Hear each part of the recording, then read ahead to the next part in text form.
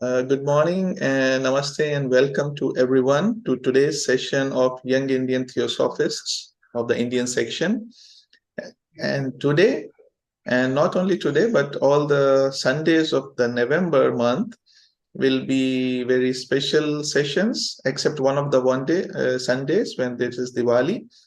And these sessions will be moderated, and the speakers will be all youngsters, and especially the speakers from the Marathi Theosophical Federation of the Indian section. So, on behalf of Indian section, I welcome you all. And for the proceedings, I now hand over to the word to Sharayu, who will be taking you for the next set part. Sharayu, over to you. Thank you, Shekharji. Hello and namaskar. Very good morning, good afternoon, and good evening to all the brothers and sisters who are joining not only from India but also from abroad.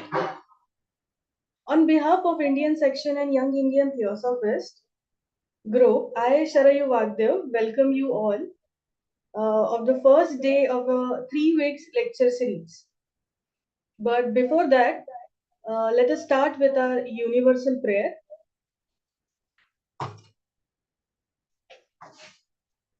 O hidden life, vibrant in every atom,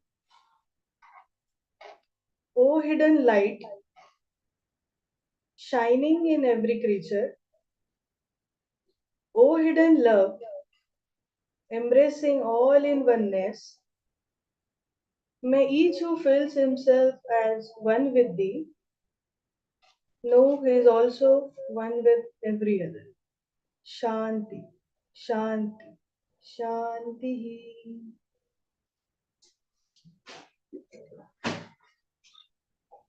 So, welcome everyone again. I'm happy to share that this year in the month of May, Sri Krishna Theosophical Lodge organizes a residential summer camp at Amravati for the age group of 10 to 21. And I'm glad to tell you that we had 71 youth participants from different cities of Maharashtra. My uncle Milan Joshi will share you the experience, motive, and how the camp was organized. So I'll introduce Milan Joshi.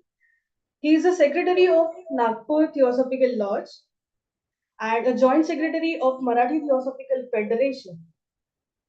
By profession, he is chemical engineer with master's degree, and other than that, he achieved 11 PG degrees from Nagpur University. He is managing director of Theosophic Surya Envirotech Private Limited, a multinational company. So over to you, Milind uncle.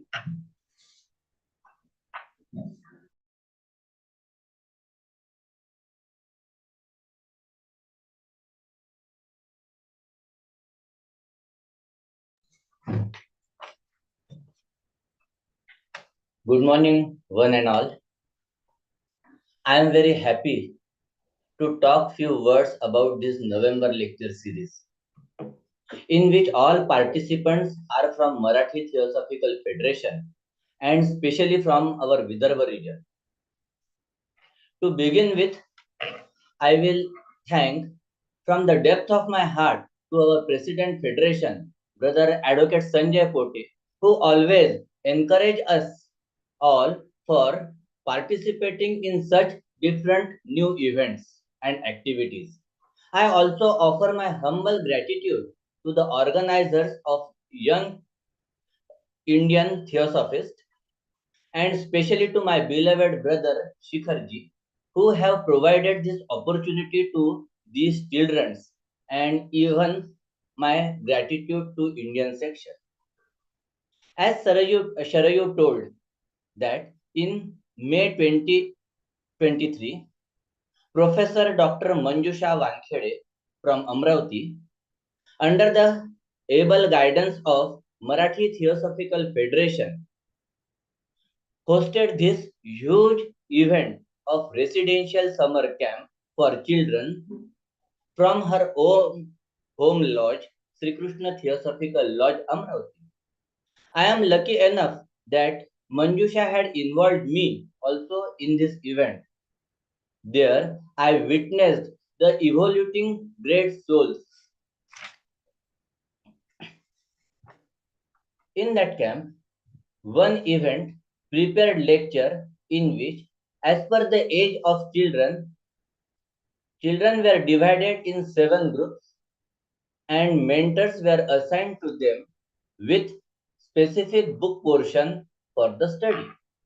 Every children, with the help of his or her mentor, study the portion of the book and prepare lecture to deliver for 5 minutes. Dr. Manjusha had selected 11 jewels from that prepared lecture event and bring here to present before you all. Some mentors are also identified to prepare these children, and the mentors are Sister Meenakshi Gaidhani from Bhopal, Madhya Pradesh, Brother Sunil Wagdev from Nagpur, Sister Mrunal Joshi from Pune, Sister Preeti Wagdev from Nagpur, and last but very important, not at all least, Her Highness Dr. Manjusha Wankhede from Amravati. Now, without consuming any more time, I wish you all a very happy, prosperous, healthy, and wealthy coming Diwali and hand over the mic to Sharayu. Sharayu.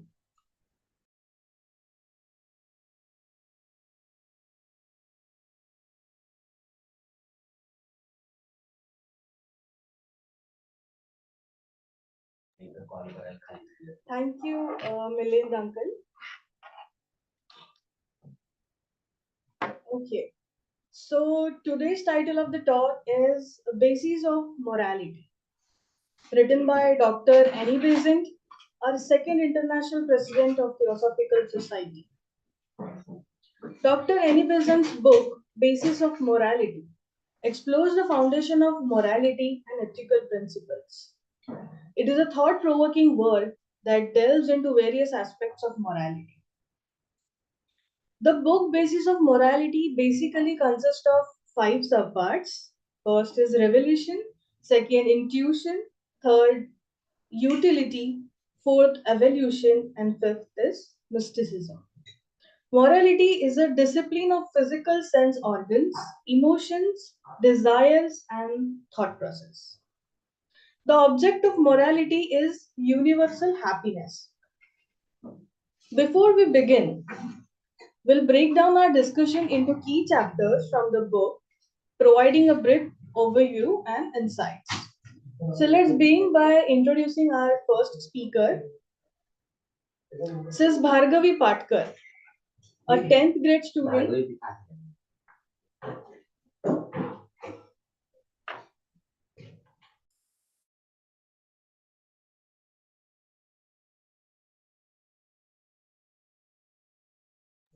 Hello, hello. Yes, Sharayu, we can hear you. Okay, sir, actually, some audio problem. Oh, no problem. It's okay. You mean Bhargavi's mic? Yes, sir. Okay, you can try with the next speaker, no problem. In the meantime, you can, Okay, sir. yeah. Okay, so our first speaker is Brother Soham from Nagpur, Maharashtra, a 16-year-old student currently in 11th grade. Soham is a state level champion in handball. Soham has been attending lodge meetings with his parents from the age of 8 years. So today he is exploring the topic utility. So let's begin with his explanation. Over to you, Soham.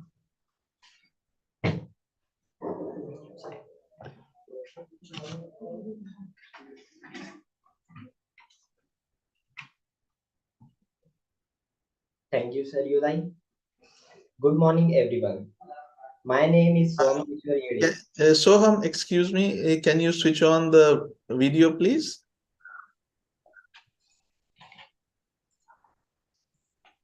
Thank you. Yeah.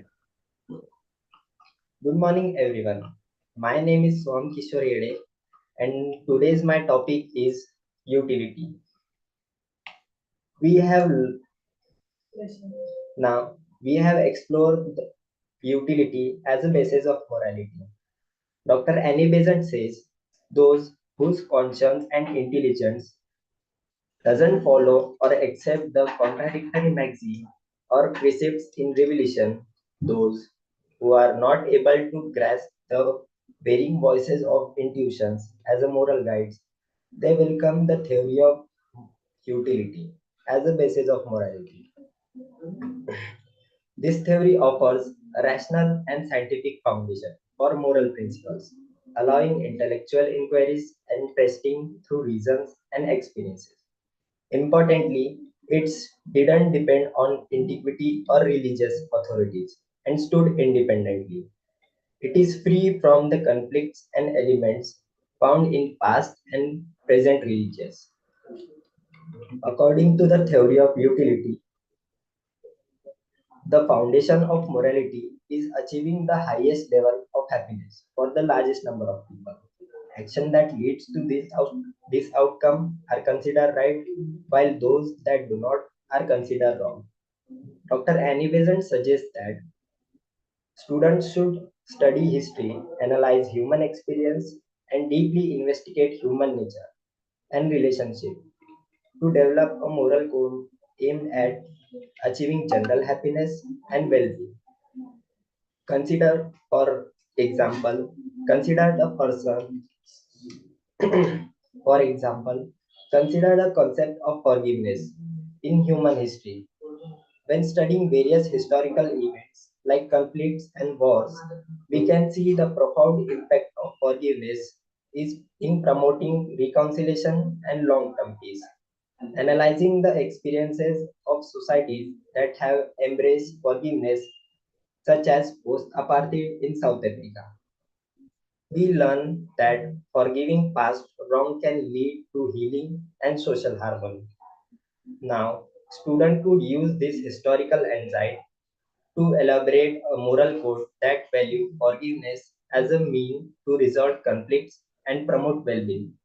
By teaching forgiveness as a core value, they hope to contribute to a more peaceful and compassionate society, ultimately leading to a greater happiness and well-being for its members.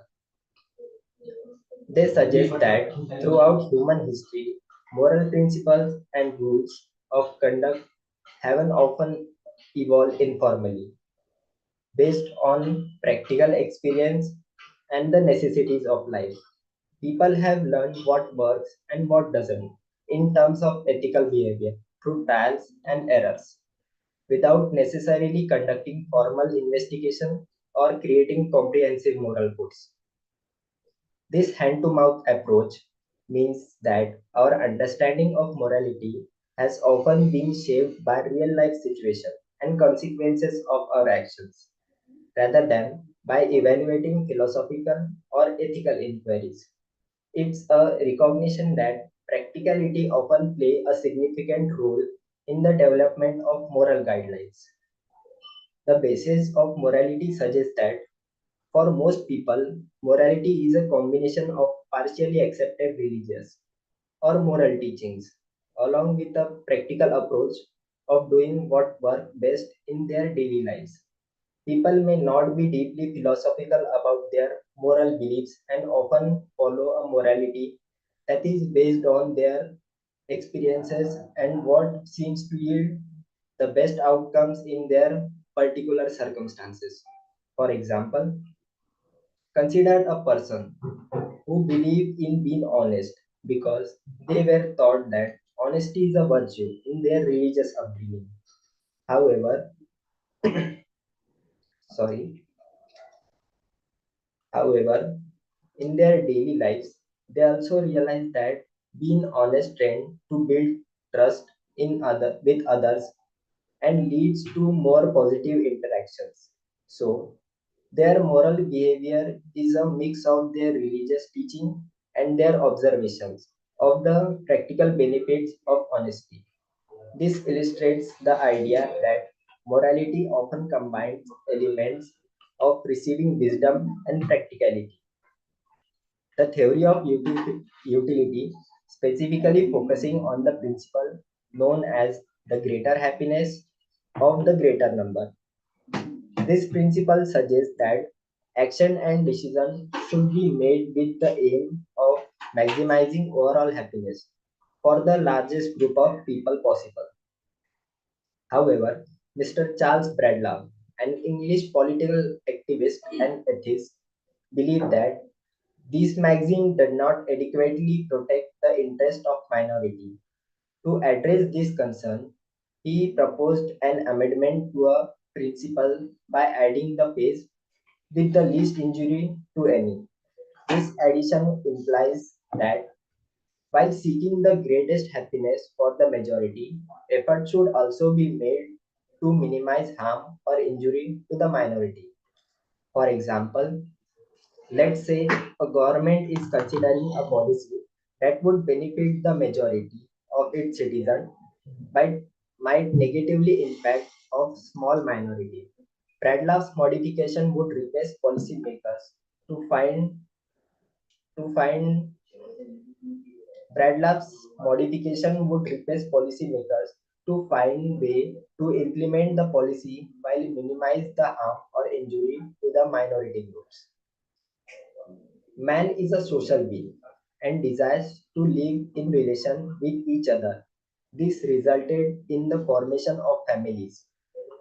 Morality had developed within families, where the interest of majority is to maintain social bonds, and rules of conduct for the whole family was formed. Thus, morality begins in families, and any conduct which disrupted the family was wrong, while those which strengthened it was considered right. As families formed tribes, the same principle applied to tribal morality. And when tribes formed nations, the national morality emerged. Further, Dr. Annie Besant states that international relations lacks a moral framework, with strong nations often oppressing weaker ones. It also mentions the view of certain nations that might is right. International morality is deemed non-existent and suggests the potential of its development in the future due to misery caused by wars. But now the international scenario is changing and the relation between nations are developing. The SARC nations, which is the South Asian Association for Regional Cooperation, is the regional intergovernmental organization and geopolitical union of South Asian countries. Then G20 is formed for international economic cooperation. Likewise, WHO, World Health Organization, and United Nations Organization works for international peace and security. So the world is coming closer. Dr. Annie Besant says that historically and presently, utility has been the unspoken foundation of morality, even though it may be an imperfect theory. Utility serves as a criterion for assessing religious teachings from great teachers like Manu, Zarathustra, Moses, and Christ, also Muhammad, with action based on whether these teachings are perceived as useful, harmful, or applicable to current circumstances. Ordinary man may not be concerned with these inconsistencies. Further, Dr. Annie Besant says that primary opposition of the theory of utility as a moral foundation has arisen from certain sects who take the word happiness for pleasure and the greatest number to individual.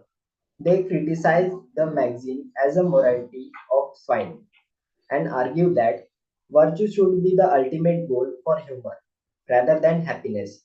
However, Madam Annie Besant suggests the key question whether virtue and happiness are at odds or if virtue is meant to achieve happiness. In common language, pleasure is typically refers to an immediate and short-lived type of happiness, often associated with physical sensation. rather than emotional and mental commitment. This interpretation is why the term swine is used. In criticism, sensual enjoyment is considered a pleasure, while the profound connection with God is described as happiness. Here, Madam Annie Besant note an old definition of humanity's true purpose: to know God and to enjoy Him forever, which clearly emphasize happiness as the ultimate goal for people. The critic transforms the idea of the greatest happiness of the greatest number into the pleasure of the individual and proceeds to disapprove this altered interpretation to strengthen their argument. The text concludes by highlighting the nobility of one's character, which is determined by the things that bring them joy. Such a pursuing truth and serving others, suggesting that such acts are not self-denial but self-expressions. Finally, utility falls short because it lacks inspiration for most, except those who already find their highest happiness in spiritual life. Such individuals need no external moral codes. They have inspired from within themselves. Ordinary people at the present stage of your evolution require either compulsion or inspiration to control this instinct and prioritize the greater good. The least developed are mainly driven by fear of pain and desire for pleasure. Religious introduce consequences for disregarding moral and mental laws, offering a useful element in early moral development. Lastly, Dr. Annie Besant states that at a higher stage, religion provides motivation through love for God and desire to please Him by leading an ideal life, similar to a child wanting to please their parents or friends.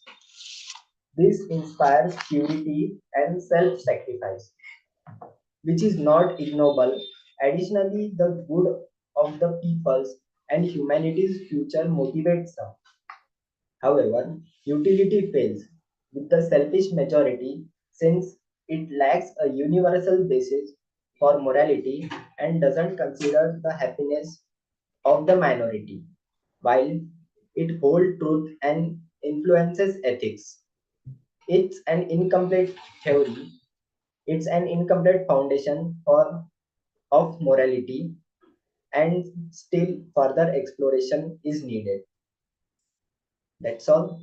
Thank you for giving me this opportunity. Thank you once again.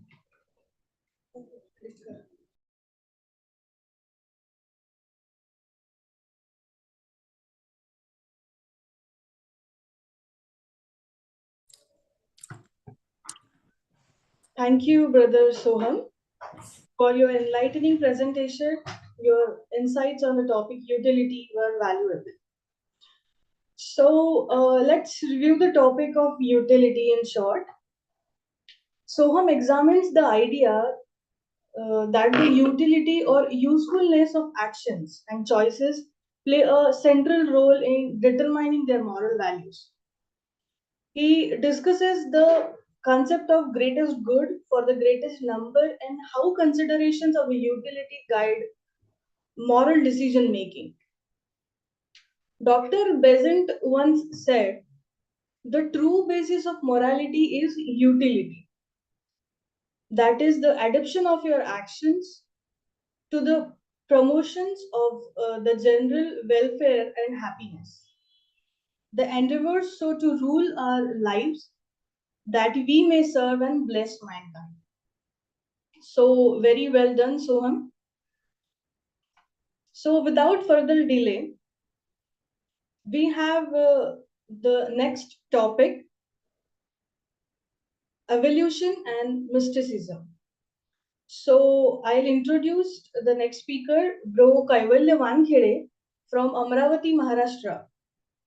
A 19-year-old is an engineering student. He is a member of Sri Krishna Theosophical Lodge, Amravati.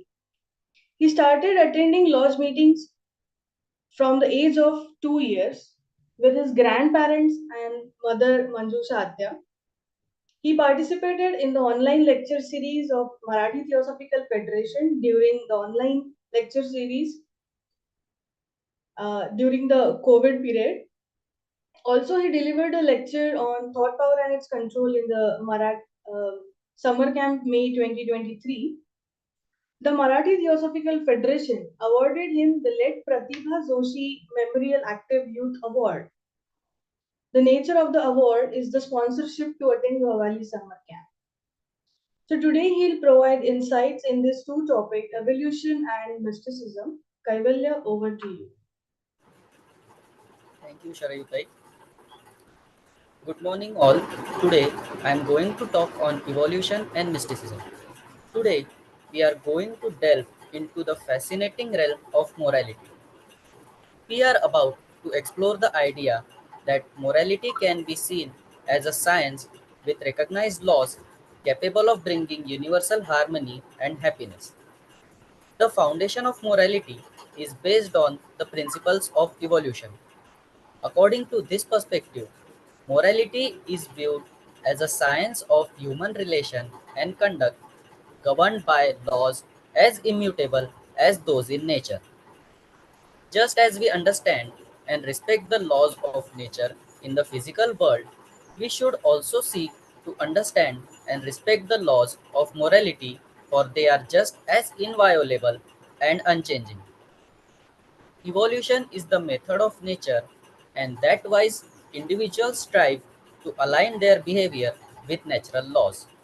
But first, let's define what we mean by morality. It is the science of human relations, the science of conduct, and its laws, like the laws of nature, can be discovered and formulated.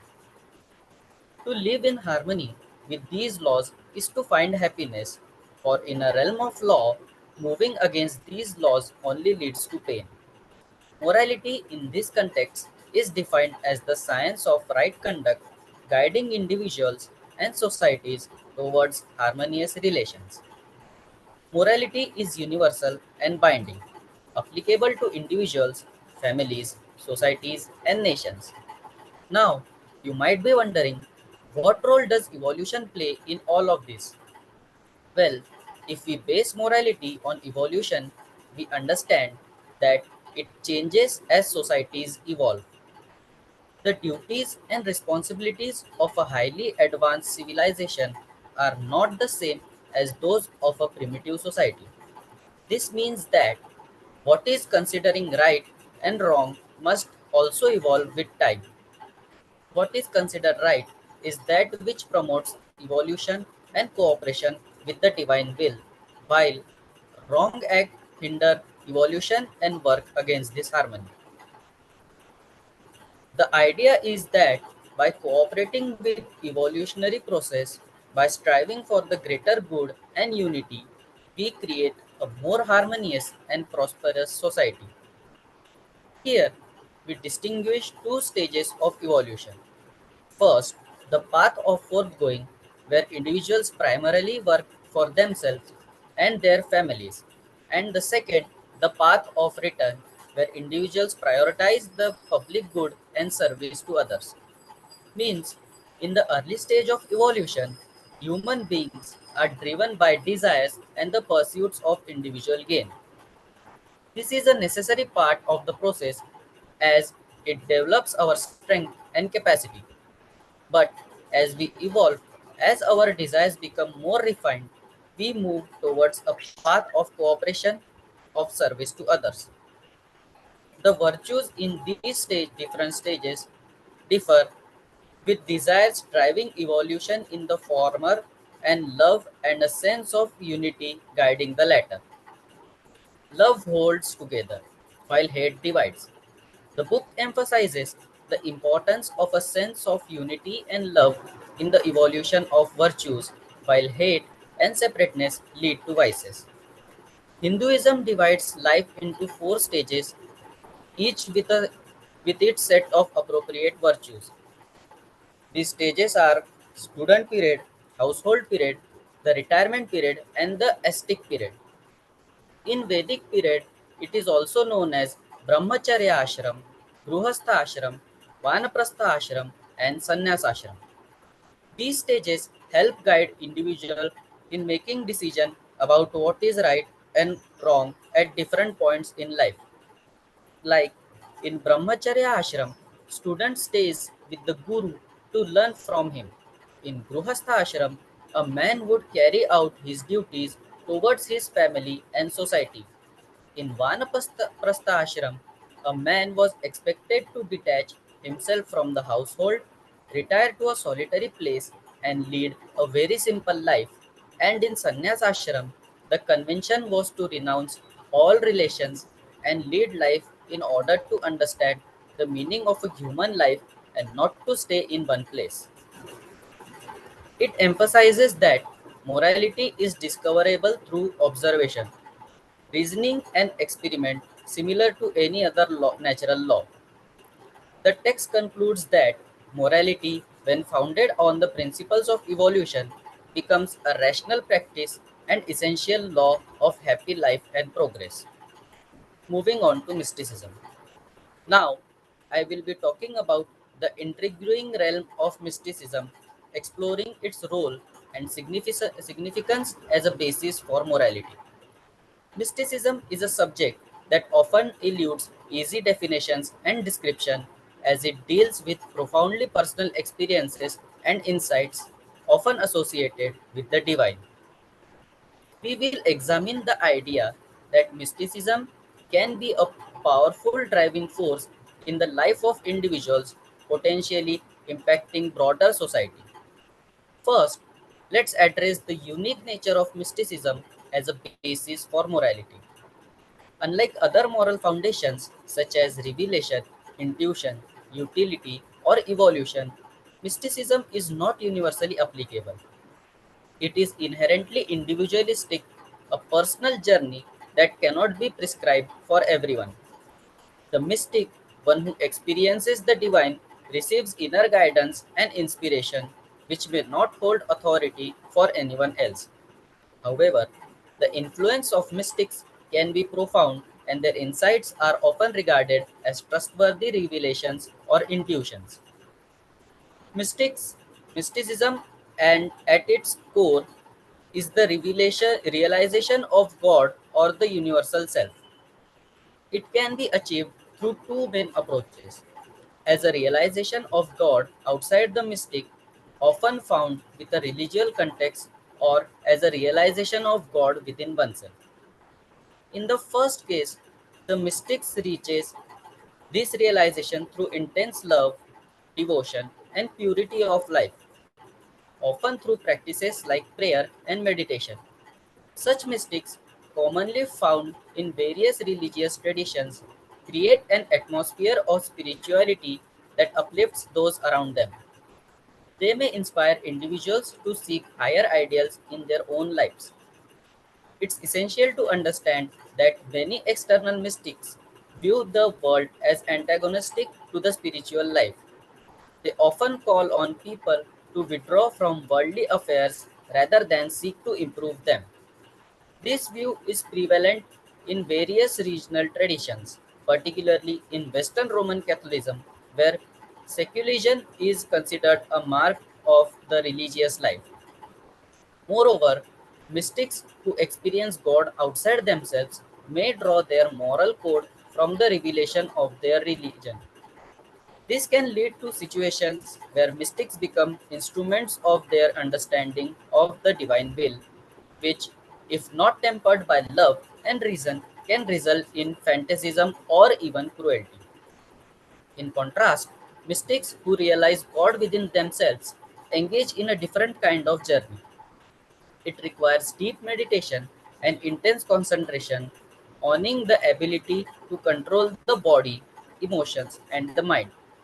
Through this, they learn to penetrate the depth of their own nature where the inner gods reside. This process is transformative and often precedes a life of great activity in the physical world, as these mystics transmute their insights into practical energy. They become formidable forces capable of shaping the world in profound ways. These mystics doesn't necessarily show the outward sign of religiosity. They can be kings, warriors, or individuals from various walks of life. They live in the world, engage with it, and their success is not measured by external factors but by their alignment with the divine. Their victory is not over others but over the lower aspects of themselves, and they live in a state of spiritual fulfillment. However, it's essential to emphasize that the mystic's insights and inner law have no inherent authority over others. Their influence may inspire, persuade, or even awaken similar experiences in those who resonate with their message. The mystic can shine as a light, but it is the individual who must see with their own eyes, who must have their own inner response to make the mystic's insights authoritative for them. In conclusion, morality is not a fixed set of rules but a dynamic science that evolves with us. It's about cooperation, unity, and love. Morality based on evolution offers us a rational, intelligible, and practical perspective on what is right and wrong. It is foundation that cannot be shaken, and it has potential to lead us to a state of eternal bliss and harmony with the divine. And mysticism is a deeply personal and transformative journey. It may not be universally applicable as a basis for morality, but the influence of mystics can be profound. Mystics who realize God within themselves often become agents of positive change in the world guided by a higher law. However, the authority of mysticism remains a deeply personal matter, and it is only through individual recognition of these insights that is it becomes a powerful force in the lives of others. Mysticism reminds us that the quest for moral and spiritual truth is a deeply personal and inner journey that can transform not only ourselves but in some cases the world around us. Thank you.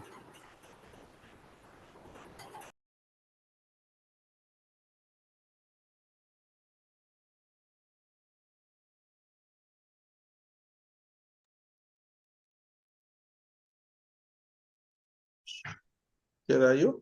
Okay. Kaiwalya. Uh, Outstanding, bro, Kaiwalya.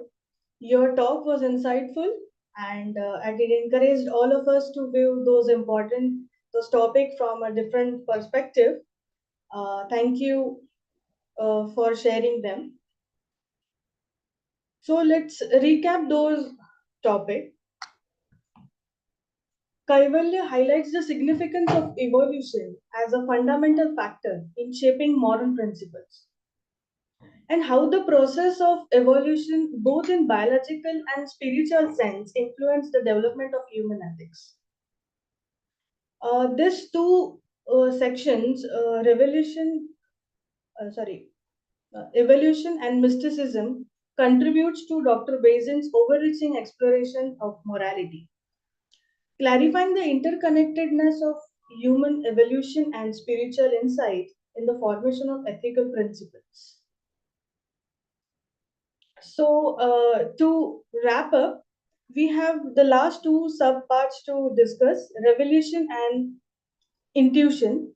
So, I'll introduce the next speaker, Sis Bhargavi Patkar, a 10th grade student from Akola, Maharashtra, age 15 years, was a participant in Theosophical Society's summer camp, May 2023. She was a very highly enthusiastic candidate throughout the camp. She is a trained classical dancer. Sis Bhargavi's goal in life to come out with flying colors and make her parents proud. So we wish you, Bhargavi, well in your journey to achieve your goal. So I request Bhargavi to bring with her explanation on the topic revelation and intuition. So Bhargavi, over to you. Thank you, Sharayu Didi. Um, A beautiful life begins with a beautiful mind. Hello and a blissful morning to one and all present over here. Embrace the morning with your smile. My name is Bhargavi and I am from Akola city in Maharashtra. I am here to explore the depth of our thoughts and ponder the wonders of life that can help us to navigate the moral landscape. I will be sharing my experience about the two chapters, Revelation and Intuition, of the book Basics of Morality, which is written by Dr. Annie Besant. Basics of Morality is a thought provoking book that explores the fundamental principles of right and wrong. It deals with the topics like ethics, values, and decision making. It explores different ethical theories and helps readers to develop a deeper understanding of moral decision making. Now, what is morality? Morality is a set of values, beliefs, and principles concerning what is good and what is wrong in a person's day to day life, within his family, within his community, society, and nation. It provides us with the guideline to follow and encourages us to take care of ourselves and those around us. All these moral values comes from religions transmitted through sacred texts and religious authorities. Man is a social being. In this evolutionary ladder, he has evolved from animals to human, and the goal set for him is to be a superhuman and a perfect being. As a general rule, we use morals to guide our actions, to guide us to make the right decision. A spiritual leader, Sadhguru, says that morality is necessary when spirituality is absent. When he says this, he means that our sense of spirituality tells how we think of the world. It shapes our sense of morality to help us to recognize our sense of spirituality. Difference between right and wrong. We should not only think of our happiness and joy, but also keep in mind extra miles for extra smiles. We should always remember that the right person will take the wrong turn to bring us back on the right path. Hinduism teaches us Vasudeva Kutumbakam, which means that we all are one, we all are a family. A famous couplet by Kabir which goes like ऐसी वाणी बोलिए मन का आपा खोए औरन को शीतल करे आपहु शीतल होए. Kabir tells us that in speech use such words that your ego is eliminated. Don't boast, don't gloat, don't make yourself out to be big, important, rich, or anything else that the ego attaches to. Building an ego takes energy from the body, takes away the body's composure. If ego is lost in one speech, the listener finds peace from listening to it. Also, Jesus Christ teaches, love your neighbors as yourself, forgive others who have wronged you, love your enemies, and do not be judgmental. Nothing is permanent in this world. The mentality of people, the social behavior keeps on changing. Therefore, it is said that only change is permanent in this temporary world. Time does not stop for anyone, it keeps on passing ahead. As time changes, the concept also changes. What was said earlier might not be fixed in today's mentality. It might not be relevant today. In many verses of Srimad Bhagavad Gita, it is explained that change is the only inevitable. Let's focus on few such verses. Just as boyhood, youth, and old age are attributed to an individual's self through body, so also migration to a body. But in this process, the wise man does not get deluded. In the scriptures, it is said, thus said the Lord, means after which a person who believes in the power and strength of the Almighty will start believing it without thinking more on it and takes it as a command. Dr. Annie Besant explores the basic of morality. She starts with revelation. It is a teaching from the great saints who are highly evolved souls. Annie Besant takes two examples of Moses and Manus, where the precepts are handed over through centuries. The precepts given by the enlightened being are not easy to understand. To make it transparent, one requires much more potence and labor to decodify them. Since time immemorial, great sages and teachers, through their teachings, are imparting knowledge to the humanity, teaching them the basic code of conduct so as to evolve from animal instinct to a perfect human being. Jesus Christ imparted the basic moral code of conduct by telling short stories to people with the help of parables. Jesus chose to teach using parables because it was simple for people to understand stories about familiar situations than about the abstract of life and judgments of God. Also, there is an example of great sage Manu. Manusmriti is one of the ancient important legal texts in Hinduism which is related to Manu. It throws light on the darker side of our life and make it visible clearly so we can fight with all the problems and challenges in our life confidently. It tells us that darkness also has its own light. It provides guidelines and regulation for social, moral, and legal aspects of life. Manusmriti or Manu Dharma Shastra is based on the code of conduct of the society. The law of Manu is the most authoritative and best known legal text of India. It is attributed to the legendary first man Manu. It receives text from 100 CE. Price of greatness is responsibility. According to Manu, everyone has their own responsibilities. Women should be honored. They have made an individual impact on the society since time immemorial. In Hinduism, women are seen as goddess. When one respects a woman, he is respecting a goddess. But a place where women are hurt, any hardship, any sacred rite is fruitless there. Every religion tells us to live with unity, equality, and with peace. Bhagavad Gita, Naneshwari, and other religious texts made in regional languages made it easy to understand. In Maharashtra, Samartha Ramdas Swami gives the knowledge to people which was very necessary to provide them. The basis of all religion is same of morality. All the teaching of the great sages were very correct, very perfect, but because of selfishness of human to establish their kingdom, they changed the ancient text. All basic scripture is based on same truth, but all the people stated it according to their requirement. Moral ethics and transcribed in ancient scripture was misinterpreted as time passed. For example, sacrifice of animal in some religion. The teaching of the great people such as Lord Krishna, Jesus Christ, Prophet Muhammad, Gautam Buddha was to sacrifice all the evil in an human being, not the innocent animal. The teachings were not directly written by the great teachers, but were copied by their followers and disciples, and as time passed, many versions were made and were twisted according to the thinking pattern of later ones. Centuries ago, manuscript was so perfect. As the time changed, centuries passed away.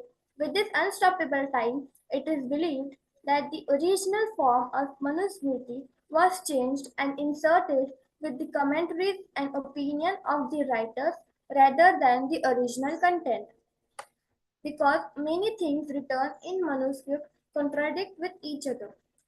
The teachings imparted by evolved souls, the great teachers, saints, and sages, were based on truth, that which is real, that which is constant. But the mortal man changed those teachings according to his taste. No revelation is accepted as fully binding in any ancient religion, but by common consent, the inconvenient parts are quietly dropped and evil part repudiates. Revelation as a basis of morality is impossible, but all sacred books contain that is pure, inspiring, belonging to the highest mortality, the true utterance of the sages, and the sense of mankind. These precepts will be regarded with reverence by the wise and should be used as authoritative teaching for the young and uninstructed as moral textbook. The best thing is that the young generation, the school going students, are getting these values in their school. These verses are taken in school. Moving ahead towards intuition, it is the ability to acquire knowledge without resource to conscious reasoning or needing any explanation. Suddenly, from within can be understood as intuition. It can also be called as the gut feeling. A calm person has the strongest mindset. In every family, we can get to see one such person who live in the present. In any situation, dispute, challenges, he is calm and composed. They can solve everyone's problem. This happens when our chattering mind become calm and composed for a certain time, though it may be just for a few minutes or for a few seconds. We all have heard this story. A young Isaac Newton is sitting beneath an apple tree contemplating the mysterious universe. Suddenly, an apple hits him on the head. On thinking on it, how the apple fell down, there were so many questions like why the apple did not stay on the tree, White fell down, but after being calm, suddenly an answer popped up in his mind that it was the gravitational force of the earth which attracted the apple towards it. God is everywhere. When we are in problem and we become calm, we get the right direction. A voice guides us to take the right turn. We understand the same because that is the truth. When someone's money fell on the ground and two people are passing by there, the person who is greedy will definitely think to grab the opportunity and will steal the money. But on the other hand, the person who is devoted to God, is humble, kind, and calm will not do the same. Though his condition might not be good economically, but his intuition will tell him that taking someone else's property is not correct. God's voice will tell him what is good and what is wrong. In this era of mania of owning things, I found these two chapters, Revelation and Intuition, of the book Basics of Morality to be a compelling and eye-opening book. It can inspire one and present various moral dilemmas that challenge the character's beliefs and values. Annie Besant delved into the complexities of right and wrong, which really sparked deep. It tells us that morality is not just a nuance and a subjective concept, but it requires careful consideration to understand it to the depth of the ocean. And also that the happiness of our life depends on quality of our thoughts. I would like to thank everyone for listening to me and giving this opportunity to share my thoughts on this incredible book. It has been a pleasure discussing its theme and moral exploration. Books have the power to transport us to a new world, challenge our perspective, and ignite imagination. The powerful message of this book is to stand up for what is right and what is wrong, even in the face of adversity. Thank you. Excellent, Bhargavi. I found your presentation to be both informative and engaging. It was a pleasure to listen to. I'll outline key takeaways from Bhargavi's talk. Bhargavi explores the concept of revelation as a source of moral knowledge, and individuals throughout history have claimed to receive uh, divine insights or guidance, shaping their moral beliefs and principles. As Bhargavi said, Hinduism teaches us Vasudhaiva Kutumbakam, which means we are the world and the world is our family. Globally, we are dependent on each other materially and spiritually. So both the section revelation and intuition contributes to Dr. Besant's overreaching exploration of the basis of morality, shedding light on how individuals came to know and apply moral principles. The book encourages readers to contemplate the various sources of moral understandings and the significance of revelation and intuition in shaping human ethics. So, very well done, Bhargavi. So, as all the parts are covered, and I appreciate our speakers for their clarity in explaining complex concepts. It made the topic much more understandable. Now, there are certain points from the book Basis of Morality I would like to share. Investigation of morality, first point. Dr. Besant begins of investigation by concepts of morality itself. She delves into nature of moral value, their source, and how they shape human behavior and society. And the second point is spiritual perspective. The book takes a spiritual and philosophical approach to morality, emphasizing the idea that moral principles are rooted in the higher spiritual reality. Third one is ethical foundation.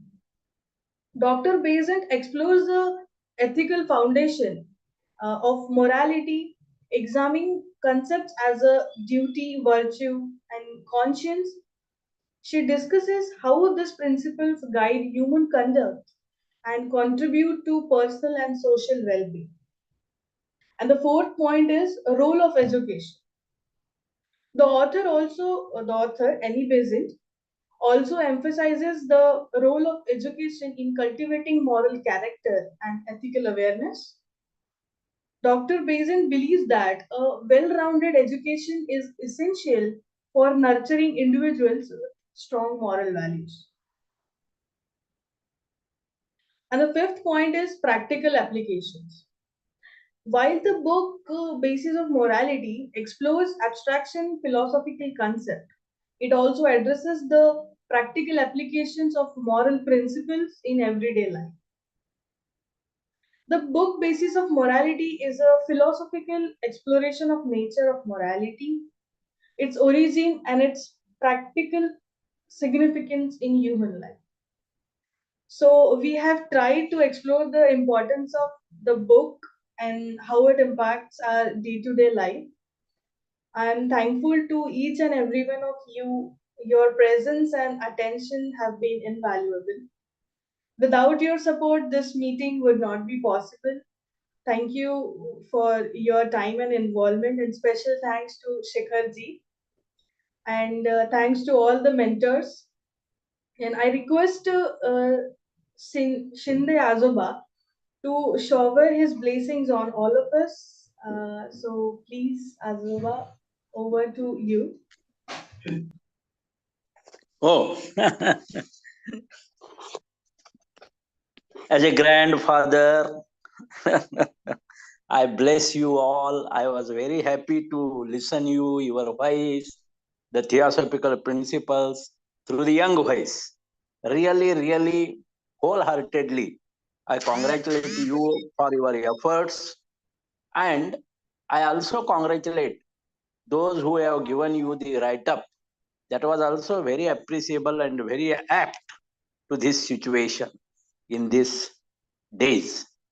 Well, the topic is also very nice because universal brotherhood is the foundation for the universal morality.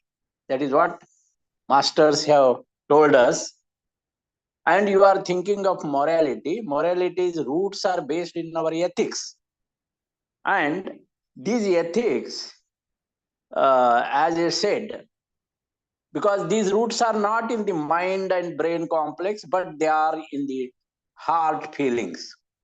So when heart and mind become one, it forms a higher voltage energy, and that reveals something which connects you with all living all around. That is morality. Actually, Buddha taught us these in 5 things. Not to kill means without killing, if you lead your life not to kill anybody, then you evolve in this direction. But more than that, when you evolve morally, means not to kill means develop reverence for all life. So not to kill is helpful to evolve, but to develop morally, you must learn to reverence for all life. Then he said not to steal. What not to do, he said. Not to steal means to develop generosity is morality. And not to lie means being always truthful. He also said, fourth point, not to indulge in sexual misconduct is to be contented, samadhani. And finally, he said, not to take toxic substances or any alcohol, etc., because this is one thing not to take, but being aware of your own self is its morality. So moral ethics, which we teach as Theosophical Society, is for reverence for all life, developing generosity, being truthful, and being aware. And with such revelation, by ethical living, we come to the insights. Very nice deliberation. I congratulate all Milind Joshi who all of you met in Amravati. I think you met in Amravati for that camp. And these people, young people, have trained very well. I congratulate all the mentors and all the participants, and I really enjoyed. Thank you very much for giving me this opportunity. Thank you. Thank you so much, Shinde Azava. And I want to express my heartfelt gratitude to the Indian section and Young Indian Theosophist group for this wonderful online meeting opportunity. And as we conclude, remember that in exploring the depth of morality, we discover not only the foundation of actions, but the essence of our humanity. A journey that reveals the profound interconnectedness of our choices and the moral compass guiding our existence. So, thank you everyone, and a gentle reminder, we won't be able to meet on next Sunday, that is 12th of November, due to Diwali holiday. Instead, the second session of 3 weeks lecture series will be conducted on 19th of November. So please take a note of it, and wish you a very happy and safe Diwali in advance. So let us all. Yes. Yeah, just a minute, Sharath. On behalf of Indian section, I would like to extend my gratitude to Marathi Theosophical Federation, starting from Brother Sanjay Poteji and the whole team, especially to Milind ji and Manjusha ji, who took interest and kept this thing going. And for all the 3 Sundays, we'll be having these sessions. And Sharayu for wonderful moderation, and Bhargavi, Soham, and Kaiwalya for wonderful presentations, giving thoughts for ponder to us, and also our sister Smita Pragyan, who has been coordinating all these programs and starting giving us technical support all these during all these meetings. So with this, would you like to close with some mantra, Shrayu? Or okay, thank you. Thank you, Shikharji. Let us all come together before closing. We can say the prayer for the well-wishing of the whole manifestation. Om Asatoma Sadgamaya Tamasoma Jyotirgamaya मृत्योर्मा अमृतं गमय। ॐ सर्वे वै सुखिनः सन्तु, सर्वे सन्तु निरामया, सर्वे भद्राणि पश्यन्तु, मा कश्चित् दुःखभाग् भवेत्। ॐ शान्ति शान्ति शान्ति।